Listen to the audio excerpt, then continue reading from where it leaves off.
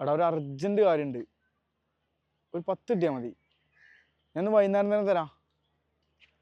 എടാ അങ്ങനെ പറയല്ലേ, കാരണം അത്ര സീരിയസ് ആണ് കേട്ടോ. ജി അയക്കുക, എനിക്ക് എന്തായാലും തരാം.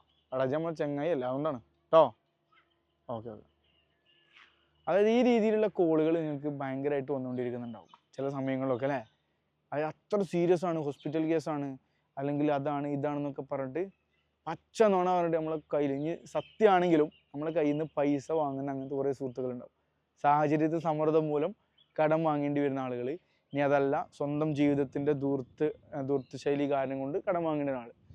പക്ഷേ ഒരു പെണ്ണിനെ പ്രപ്പോസ് ചെയ്യുന്നതിലേറെ പൊളൈറ്റായിട്ട്, അത്ര പൊളൈറ്റായിട്ട് നമ്മൾ എന്ത് ചെയ്യും, സ്നേഹത്തോടു കൂടി ഭയങ്കര ബന്ധങ്ങൾ കെട്ടുറപ്പിക്കുന്ന ഭാഷ്യത്തിൽ നമ്മളോട് പൈസ കടം ചോദിക്കുന്ന സുഹൃത്തുക്കളുണ്ടാവും. പക്ഷേ നിങ്ങൾക്കുണ്ടാവും അങ്ങനത്തെ ഒരുപാട് ആളുകൾ.